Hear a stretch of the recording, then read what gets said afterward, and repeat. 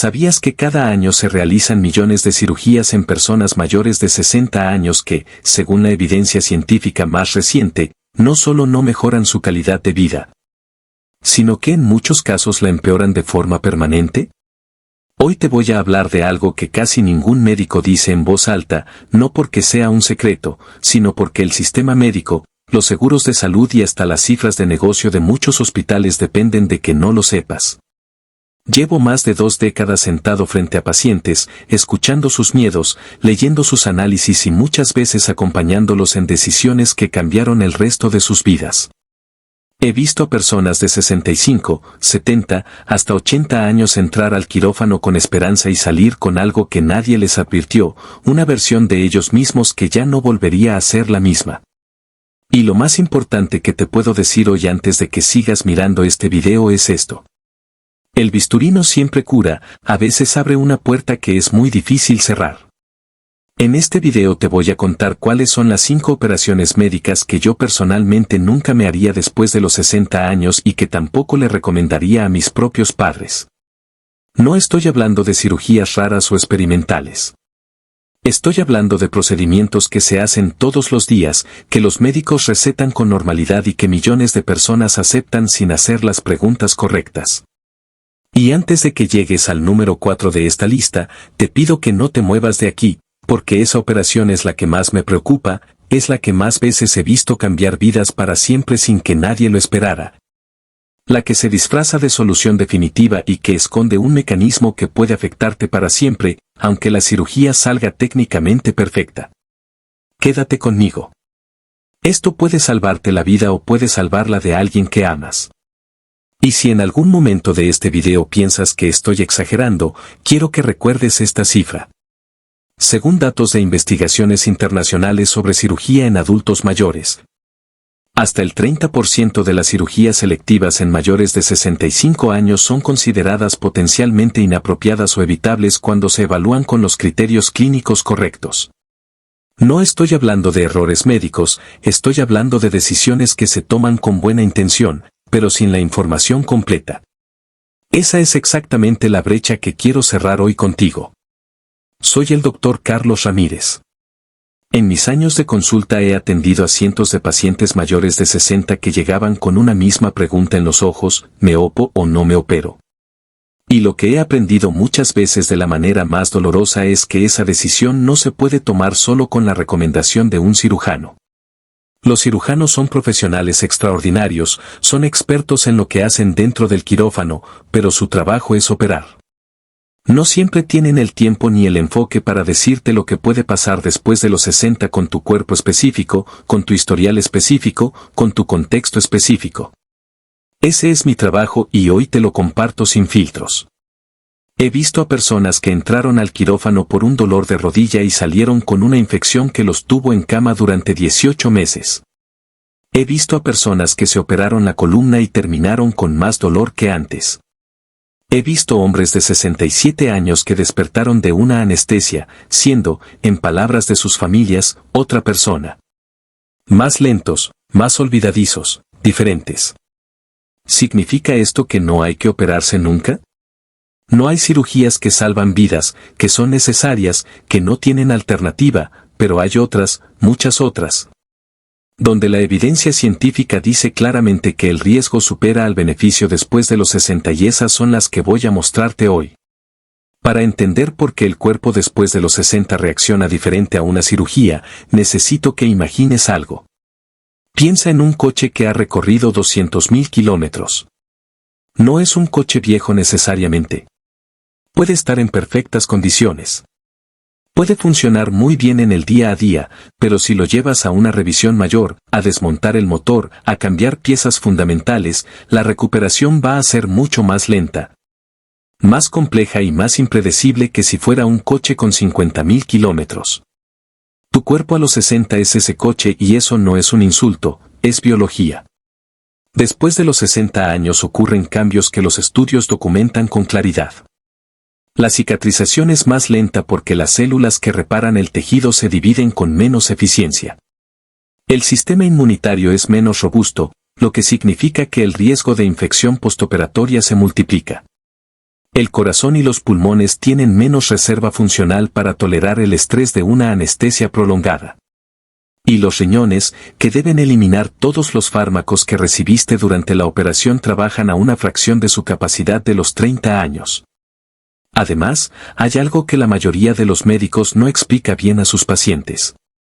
El síndrome postoperatorio en mayores. Es real, está documentado y puede ser devastador. Se llama disfunción cognitiva postoperatoria y en algunos estudios afecta hasta el 40% de los pacientes mayores de 65 años que se someten a cirugías mayores bajo anestesia general.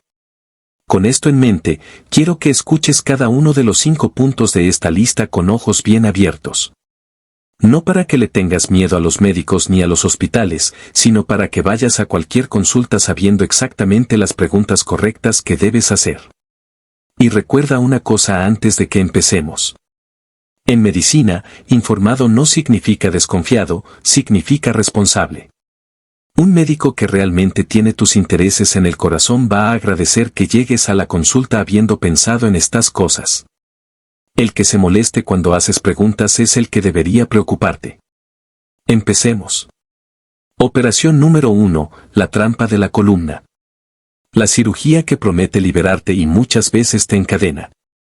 La fusión vertebral suena poderosa, ¿verdad? Fusionar, unir, dar estabilidad. Pero déjame contarte lo que realmente ocurre y por qué esta es una de las operaciones que más se practica en mayores de 60 y una de las que tiene peores resultados proporcionales cuando se mira la evidencia con honestidad. Imagina que tienes 2 vértebras en tu espalda baja que se están moviendo más de lo normal. Eso produce dolor, presión sobre los nervios, sensación de inestabilidad. El cirujano te explica que la solución es unir esas vértebras con tornillos y placas de titanio para que dejen de moverse. En teoría, sin movimiento, sin fricción, sin dolor. Suena completamente lógico. El problema es que el cuerpo humano no funciona como un puente de metal. Tu columna no es una estructura rígida, es una cadena de 33 vértebras diseñadas para moverse en armonía. Cuando fusionas 2 de ellas, no eliminas el problema, lo redistribuyes. Las vértebras que están encima y debajo del segmento fusionado ahora tienen que trabajar el doble. Son las nuevas víctimas de ese movimiento que quitaste de un lado y pusiste en otro. En la mayoría de los casos, en un periodo de 5 a 10 años, esas vértebras adyacentes desarrollan nuevos problemas, nuevo desgaste, nuevas hernias, nueva presión sobre los nervios.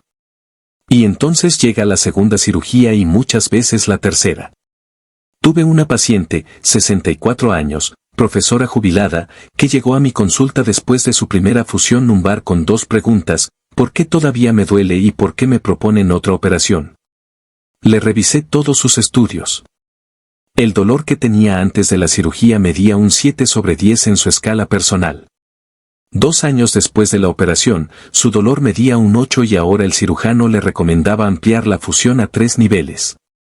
Lo que nadie le había dicho con claridad es que los estudios comparativos entre pacientes con dolor crónico de columna que se operan y pacientes que reciben tratamiento conservador muestran resultados que sorprenden a mucha gente. En muchos casos, a los 2 y a los 4 años de seguimiento, no hay diferencia estadística significativa en los niveles de dolor entre ambos grupos. Dicho de otra manera, con fisioterapia intensiva, con control del peso, con ejercicio específico y con manejo del dolor, muchos pacientes obtienen los mismos resultados que con cirugía, pero sin los riesgos quirúrgicos, sin el largo periodo de recuperación y sin el daño permanente a la movilidad de su columna. ¿Y cuáles son esos riesgos quirúrgicos concretos? Infección profunda de la herida, que en mayores de 60 puede derivar en una sepsis grave. Daño a los nervios durante la cirugía, que puede producir entumecimiento, debilidad o dolor neuropático permanente. Trombosis venosa profunda, es decir, coágulos en las piernas que pueden viajar hasta los pulmones, pérdida de movilidad que afecta directamente la calidad de vida diaria y el síndrome de cirugía fallida de columna, que tiene hasta su propio nombre en la medicina, porque es tan frecuente que los especialistas necesitaron bautizarlo. ¿Hay casos en que la fusión vertebral está justificada? Sí. Cuando hay una inestabilidad severa documentada, cuando hay compresión medular progresiva, cuando el tratamiento conservador ha fracasado durante meses con un protocolo serio y bien ejecutado. En esos casos, la cirugía es la respuesta correcta, pero el número de fusiones que se realizan por encima de lo que la evidencia respalda es una realidad que los estudios en muchos países documentan con datos preocupantes. Si un cirujano te recomienda una fusión vertebral, la pregunta que debes hacer es esta. ¿He agotado realmente todas las alternativas no quirúrgicas con un programa serio? ¿Tengo una segunda opinión de alguien que no sea cirujano? Porque el médico que no opera tiene muy poco incentivo para operarte. Quédate porque la siguiente operación de esta lista es una que afecta a millones de personas y tiene un factor de riesgo que casi nadie menciona en la consulta preoperatoria. Tus articulaciones no gritan cuando necesitan ayuda. Susurran. Y a veces ese susurro nos lleva a decisiones que no tienen vuelta atrás. Operación número 2, el reemplazo de rodilla. La artroplastia total de rodilla es actualmente una de las cirugías más realizadas en el mundo en personas mayores de 60 años y es completamente comprensible que sea tan popular. Artrosis de rodilla duele. Duele al caminar, al bajar escaleras, al levantarse de una silla. Limita la vida, frustra. Y cuando un cirujano te muestra en una radiografía que el cartílago prácticamente ha desaparecido y te ofrece una rodilla nueva de metal y polietileno que durará 20 años, la propuesta parece perfecta. Pero hay preguntas que deberías hacerte antes de firmar ese consentimiento. Primera pregunta, ¿qué tan frecuente es que el dolor desaparezca completamente después de la cirugía? La respuesta puede sorprenderte. Según estudios con seguimiento a largo plazo, alrededor del 20% de los pacientes que se someten a reemplazo total de rodillas siguen reportando dolor crónico significativo un año después de la operación. 1 de cada 5 no es un número menor. Ese dato no suele aparecer en la conversación preoperatoria. Segunda pregunta, ¿cuánto tiempo dura realmente la recuperación? El discurso habitual dice que en 6 semanas estás caminando bien. La realidad para muchos pacientes mayores de 60 es considerablemente diferente.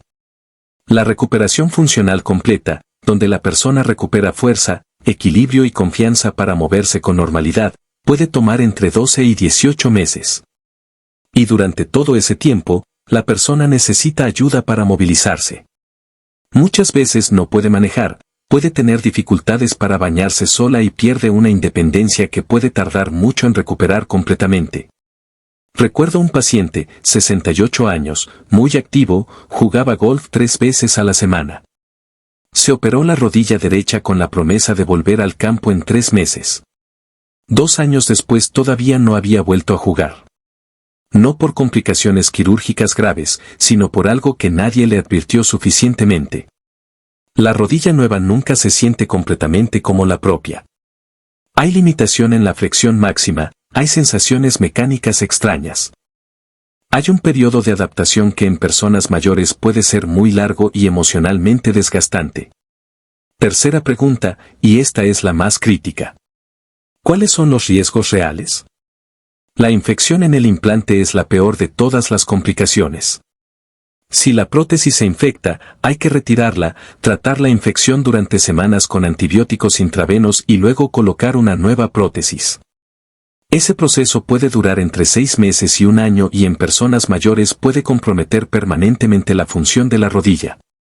El riesgo de infección en personas diabéticas con sobrepeso importante o con sistema inmune debilitado por medicamentos es considerablemente mayor.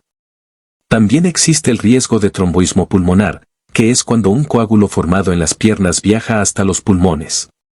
Es una complicación potencialmente mortal que ocurre con mayor frecuencia en cirugías ortopédicas mayores de extremidades inferiores, precisamente porque la circulación en esa zona queda temporalmente comprometida. Hay alternativas, sí, y son más efectivas de lo que la mayoría de los pacientes sabe cuando llega a la consulta del cirujano. El ejercicio terapéutico, especialmente el fortalecimiento del cuádriceps y los músculos estabilizadores de la rodilla, ha demostrado en múltiples estudios controlados que reduce el dolor de la artrosis de manera comparable a la cirugía en un porcentaje importante de pacientes, no en todos, pero sí en muchos. La diferencia es que hay que hacerlo de verdad con un fisioterapeuta competente con constancia durante meses. La pérdida de peso, si hay sobrepeso, es quizás la intervención más poderosa de todas. Cada kilogramo de peso corporal equivale a 4 kilogramos de carga sobre la rodilla al caminar. Bajar 10 kilogramos puede cambiar radicalmente la experiencia de dolor sin ningún bisturí. Es matemáticamente sencillo y funcionalmente transformador. La infiltración con ácido hialurónico, las órtesis de rodilla bien diseñadas, la terapia física guiada, el manejo del dolor con antiinflamatorios tópicos. Hay un arsenal de opciones no quirúrgicas que muchos pacientes no han agotado cuando llegan al cirujano. Mi recomendación concreta: si un cirujano te recomienda un reemplazo de rodilla, busca primero un médico de rehabilitación o un fisioterapeuta especializado. Dile que quieres un programa de rehabilitación intensivo de 3 a 6 meses como alternativa antes de decidir. Los estudios dicen que en muchos pacientes ese programa ofrece resultados comparables a la cirugía con una fracción del riesgo y sin alterar de forma irreversible la anatomía de tu rodilla. Y si después de ese programa sigues con dolor limitante, entonces sí la cirugía está sobre la mesa con mucho más fundamento. La diferencia está en el orden. Primero las opciones reversibles, después las irreversibles. Ese principio debería guiar cualquier decisión médica mayor después de los 60. Pero espera, porque lo que viene ahora en el número 3 involucra a tu corazón. Y si alguien en tu familia tiene más de 60 años y antecedentes cardíacos, lo que te voy a decir a continuación es absolutamente crítico. Operación número 3, la cirugía de corazón abierto. El bypass coronario, la imagen que tiene todo el mundo de la gran cirugía cardíaca, el pecho abierto, el corazón detenido. La máquina de circulación extracorpórea que mantiene viva a la persona mientras el cirujano trabaja durante horas. Es una de las hazañas más extraordinarias de la medicina moderna. Salva vidas. Lo ha hecho durante décadas, pero después de los 60, la pregunta que debes hacer no es si es posible hacerlo, es si es necesario. Déjame explicarte el mecanismo para que entiendas el dilema central. Cuando las arterias que irrigan el corazón se obstruyen por placas de grasa y calcio, el músculo cardíaco no recibe suficiente oxígeno. Eso produce angina, dolor en el pecho y, en casos graves, un infarto. El bypass consiste en tomar un segmento de vena o arteria de otra parte del cuerpo, usualmente la pierna o la pared del pecho, y crear una autopista alternativa que rodee la obstrucción para llevar sangre fresca al corazón. Ingeniería humana en su estado más sofisticado. Y en casos de obstrucciones múltiples graves, en pacientes con ciertos patrones específicos de enfermedad coronaria, esa cirugía es la respuesta correcta. Los resultados están documentados y son sólidos. Pero existe otra opción que en muchos pacientes ofrece resultados equivalentes con un riesgo quirúrgico enormemente menor. Angioplastía con colocación de stent, un procedimiento mínimamente invasivo que se realiza a través de una arteria en la muñeca o la ingle, sin abrir el pecho, sin detener el corazón y sin la máquina de circulación extracorpórea. El cardiólogo intervencionista introduce un catéter delgado, llega hasta la obstrucción coronaria, infla un pequeño balón para abrirla y coloca una malla metálica diminuta que mantiene la arteria abierta. La persona generalmente regresa a casa al día siguiente. Ahora bien, ¿qué tiene de tan especial la máquina de circulación extracorpórea para los mayores de 60? Esa máquina toma el trabajo del corazón y los pulmones durante la cirugía y hace ese trabajo muy bien. Pero estudios importantes publicados en las revistas médicas más prestigiosas del mundo documentan un fenómeno que los cirujanos conocen desde hace décadas y que raramente mencionan a los pacientes con suficiente énfasis. El deterioro cognitivo postoperatorio. En aproximadamente el 30 al 40% de los pacientes mayores de 60 que se someten a bypass con circulación extracorpórea, se observan cambios en la memoria, la velocidad de procesamiento mental y la concentración en los meses siguientes a la operación. En la mayoría de los casos, estos cambios son temporales y se recuperan entre 6 y 12 meses. Pero en un porcentaje significativo de pacientes, especialmente en mayores de 70, esos cambios persisten durante años o son permanentes. Los familiares lo describen con una frase que he escuchado muchas veces: no es la misma persona que entró al quirófano. Hay un nombre técnico para esto, disfunción cognitiva postoperatoria. Y su mecanismo probable incluye pequeñas microembolias que ocurren cuando la máquina bombea la sangre y que afectan áreas del cerebro sin producir un infarto visible, pero sí un daño funcional acumulado y silencioso. Esto no significa que un bypass nunca sea la respuesta. Hay patrones de enfermedad coronaria, especialmente cuando está afectado el tronco principal de la arteria coronaria izquierda, o cuando hay múltiples vasos afectados con características técnicas muy específicas donde la cirugía tiene resultados superiores a los stents. En esos casos, la indicación es clara y bien respaldada, pero cuando un cardiocirujano te propone un bypass y existe la posibilidad de tratar el problema con STS, la pregunta que debes hacer es esta. ¿Por qué bypass y no angioplastía? ¿Qué dice exactamente mi anatomía coronaria? ¿Ha revisado este caso un equipo multidisciplinario que incluya tanto un cardiólogo intervencionista como un cirujano cardíaco? Ese proceso se llama EAR-TEAM, un equipo que evalúa conjuntamente la mejor opción para ese paciente específico. En muchos centros médicos serios eso ocurre de forma rutinaria. En otros, el paciente ve únicamente al cirujano y recibe únicamente la perspectiva del cirujano. Si eso te ocurre, pide explícitamente una evaluación conjunta antes de decidir. Esta ha sido la operación número 3. Y si crees que lo que escuchaste hasta aquí ya fue suficientemente impactante, te advierto que lo que viene ahora en el número 4 es algo que millones de personas no solo no consideran peligroso, sino que lo ven como una solución de salud completa, como un regalo. Y esa es exactamente la razón por la que es tan traicionera. Operación número 4, la cirugía bariátrica, la manga gástrica. El bypass gástrico, la cirugía para perder peso. Hay una idea muy extendida de que la cirugía bariátrica después de los 60 es casi un regalo, que si tienes obesidad severa, la cirugía te da una segunda oportunidad de vida. Pierdes 30-40 kilogramos, mejora tu diabetes, mejora tu presión arterial, se descargan tus rodillas. Todo parece resolverse de un golpe. La realidad es considerablemente más compleja y las cifras, cuando uno se sienta a leerlas con calma y sin el entusiasmo del vendedor, son profundamente preocupantes. Empecemos por el riesgo quirúrgico inmediato. La mortalidad a 30 días de cualquier cirugía mayor en pacientes mayores de 60 años es significativamente mayor que en pacientes jóvenes. La fisiología no miente. En cirugía bariátrica, específicamente, aunque los números globales parecen pequeños, en pacientes de 60 años o más, con obesidad severa y varias enfermedades asociadas, el riesgo de complicaciones graves, incluyendo fugas en las líneas de sutura del estómago, obstrucciones intestinales, tromboembolismo y falla respiratoria, se multiplica en comparación con pacientes de 40 años con el mismo procedimiento.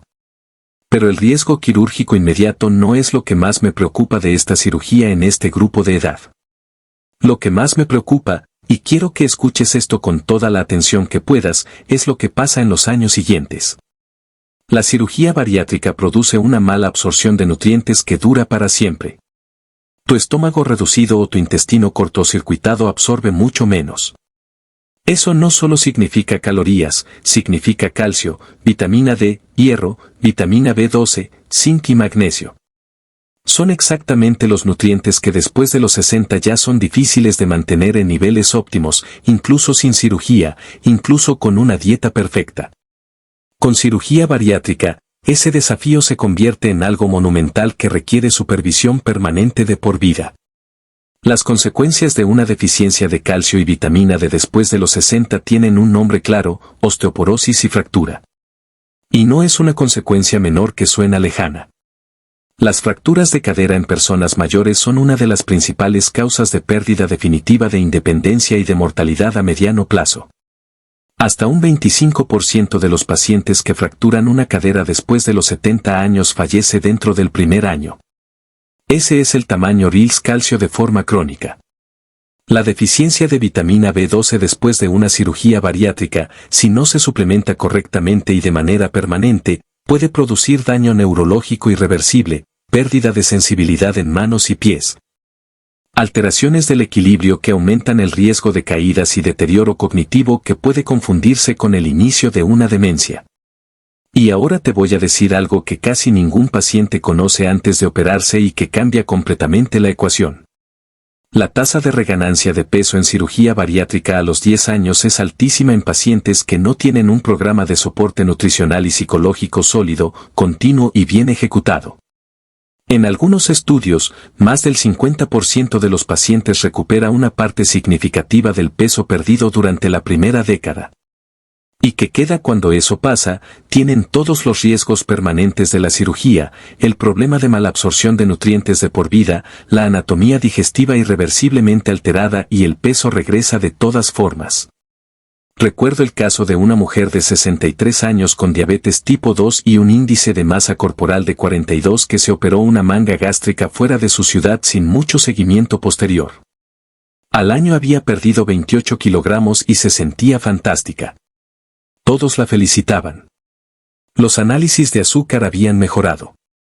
A los 3 años empezó a notar entumecimiento en los pies. A los 5 años tenía una neuropatía periférica establecida por deficiencia de vitamina B12 que ningún médico había detectado a tiempo porque nadie la estaba siguiendo sistemáticamente. A los 7 años había recuperado 18 de los 28 kilogramos que había perdido. Hoy tiene el daño neurológico, tiene la mala absorción crónica y no tiene el beneficio del peso bajo que le prometieron. Hay personas para quienes la cirugía bariátrica después de los 60 está justificada. Sí, cuando hay una diabetes tipo 2 muy difícil de controlar que mejora de manera dramática y demostrada con la pérdida de peso quirúrgica. Cuando el peso representa un riesgo vital inmediato mayor que el riesgo quirúrgico calculado, cuando el paciente tiene garantizado acceso a seguimiento nutricional, psicológico y médico durante años, no durante meses. Esas son las condiciones y cuando se cumplen todas, la cirugía puede ser la decisión correcta. Pero cuando llega un paciente de 62 años que quiere perder 25 kilogramos para sentirse mejor y un cirujano le ofrece una manga gástrica como si fuera un procedimiento rutinario, sin explorar con profundidad las alternativas. Eso me preocupa profundamente porque el arsenal no quirúrgico para el manejo de la obesidad en 2024 es más poderoso que en cualquier momento anterior de la historia de la medicina. Los nuevos medicamentos basados en análogos del GLP-1, cuyo nombre más conocido es la semaglutida, han demostrado en estudios clínicos reducciones de peso de entre el 15 y el 20% del peso corporal sin cirugía, con un perfil de seguridad mucho más favorable que un procedimiento quirúrgico mayor. El ayuno intermitente con supervisión médica, la dieta mediterránea como estilo de vida real sostenido, el ejercicio de resistencia que preserva masa muscular mientras reduce grasa. Todo eso existe y funciona. Antes de firmar una cirugía bariátrica después de los 60, la pregunta que debes hacer es, ¿he intentado de verdad durante al menos 12 meses con apoyo profesional real y no solo con fuerza de voluntad solitaria? ¿Las alternativas no quirúrgicas que existen hoy? Si la respuesta es no, ese es el primer paso. Y si la respuesta es sí, si realmente has agotado las alternativas, si el médico que te trata y que no tiene ningún quirófano que llenar te garantiza que el riesgo quirúrgico, en tu caso específico, es manejable. Y si tienes acceso garantizado al seguimiento que esta cirugía exige de por vida, entonces la conversación cambia completamente. Pero ese debe ser el punto de llegada, no el punto de partida. Ahora llegamos al número 5 y quiero que le pongas especial atención porque esta última entrada de la lista no es una cirugía específica. Es el factor común que atraviesa casi todas las operaciones que te he mencionado hoy y puede ser el más silencioso, el más oculto y el más difícil de detectar de todos. Operación número 5. Esta no es una cirugía en sí misma, es el denominador común de casi todas las cirugías mayores. Y es la razón por la que después de los 60, cualquier procedimiento que requiera anestesia general durante más de 2 horas merece un nivel de escrutinio que la mayoría de los pacientes nunca le da. Voy a explicarte algo que se llama disfunción cognitiva postoperatoria y quiero que lo entiendas completamente porque puede ser la información más importante de todo este video. Cuando entras al quirófano y el anestesiólogo te dice que vas a contar y que cuando despiertes habrá pasado el tiempo, lo que realmente ocurre es un proceso farmacológico de una complejidad enorme. Tu cerebro es sometido a una combinación de agentes anestésicos, relajantes musculares, analgésicos potentes y otros medicamentos que lo mantienen en un estado de inconsciencia profunda. Ese proceso es extraordinariamente sofisticado y seguro en términos de mantenerte vivo durante la cirugía. No estoy poniendo eso en duda, pero el cerebro después de los 60 tiene una característica que lo hace especialmente vulnerable a ese proceso. Su reserva cognitiva es menor. Las neuronas se comunican a través de redes que durante décadas se han ido afinando, pero también se han ido haciendo más frágiles. Los estudios de neuroimagen muestran que entre los 60 y los 70 años ya hay cambios normales en el volumen y la conectividad cerebral que representan una reducción del margen de tolerancia al estrés farmacológico prolongado. Los agentes anestésicos actúan sobre los mismos receptores cerebrales que están involucrados en la memoria y el aprendizaje. En estudios experimentales, exposiciones repetidas a ciertos agentes anestésicos han mostrado cambios estructurales en el hipocampo, que es la región del cerebro más crítica para la formación de nuevas memorias. Los estudios en humanos muestran consistentemente que los pacientes mayores de 65 años tienen una incidencia de disfunción cognitiva postoperatoria que oscila entre el 25 y el 40% a los 3 meses de cirugías mayores. ¿Qué se siente esa disfunción cognitiva en la vida real? Más lentitud para pensar, dificultad para encontrar palabras que antes salían solas, problemas de memoria que antes no existían, cambios en la personalidad. Más irritabilidad, menos tolerancia a la frustración, más ansiedad. En casos más severos, confusión, desorientación, lo que se conoce como delirium postoperatorio, que en personas mayores puede prolongarse durante semanas. Y hay un dato que los estudios más recientes han comenzado a documentar con una consistencia inquietante.